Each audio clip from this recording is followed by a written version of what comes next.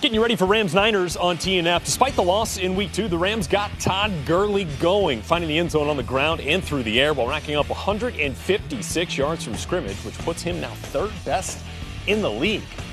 On the other side, the Seahawks have allowed just 5 100-yard rushing games at home in the last 5 years, and Carlos Hyde has accounted for 2 of those games, including his 124 on the ground Sunday. And for a closer look at the 2 offenses on Thursday night, we go inside the TNF film room with Coach and Sean. We're back in the film room to break down the Thursday night football game between the Rams and the 49ers. A couple of rookie head coaches. I think combined, they might actually be younger than you, Coach. No, they are actually younger than I am. So is that, on another note. Yeah, so speaking of youth, you like the growth that you're seeing from Goff. Yeah, I would have liked to have seen it last year in his rookie year, but this is like his rookie year, and I'm going to show you 2 throws that show you that he is beginning to understand what he needs to do as a pro quarterback. You can see Kupp down here at the bottom of the formation, and he's going to run a simple crossing route across the top of the field. Now, this is a play-action fake. This is all by system design. We're trying to grab the underneath coverage of the linebacker so that he does not go, and on the backside, hope that these guys make a mistake, get their eyes into the backfield, not recognize what's going on, honor the run, and that's exactly what happens here. Goff made this play in high school. This is as wide open as you're going to get.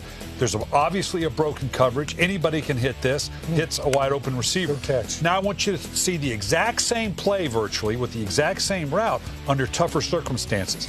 Now we're going to have Woods at the top of the route. He's going to run the crossing route. But in this instance, we're going to see the same type of play action fake. But the linebacker's not buying it. He sees what's going on. No, you're not going to trick me twice on this one. He buzzes underneath the route. And not only does he buzz to it, but the safety and the underneath coverage, this is going to be a tighter hole for Goff to throw into. He anticipates it. He sees where the ball has to go and delivers a nice throw. So this shows me he's beginning to progress to the point where he can anticipate like a good pro quarterback can. He's going to need to make more of these types of throws. I like the fact that he's throwing the ball down the field. 2 things. One thing, he's got to have protection, and 2, he's reading the coverage a little bit better. So let's look at Brian Hoyer now for the 49ers, who the plays that I'm going to show you right here, these are all third down. He's showing me that his eyes really aren't working right now because he's not seeing the field. These are just some simple routes right here on third down, simple concept. A perfect scenario here, both corners fall down. So now you've got 2 receivers running towards the middle of the field. Coach, pick one. Throw it to one of them. Yeah. It's a simple first Dealer's down choice right here. And instead, Brian Hoyer's locked on Goodwin right here, who's actually double covered. So 3rd and 6, they can't convert. It ends up being an incomplete pass. Brian Hoyer is not seeing the defense. Now here you are in the red zone. This is a great play design by Kyle Shanahan. He's going to run a dig route right here with Goodwin coming across the field. Perfect combination against cover 3. You see on the bottom of the screen, the comeback route's going to suck Sherman inside.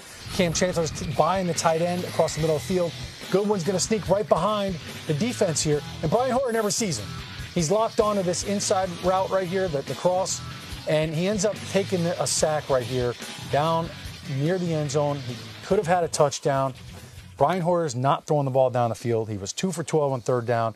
If the 49ers want to win this game, Coach, they've got to stay on the field. They've got to convert. Yeah, that was doubly bad. It was on third down and in the red zone. What I see happening to the 49ers is because they're not putting the ball down the field like you're talking about, coverage is just going to get tighter and tighter and tighter. The passing lanes, the running lanes, there's going to be a lot of bodies. Until you can challenge that defense deep, it's not going to get any easier, and Brian Hoyer has to be able to make those shots down the field. He's been at this game long enough, and you know the way they practiced it, he should have seen that crossing route for the score. Yeah, these quarterbacks may have to rely heavily on their running backs in Gurley and Hyde if they're struggling.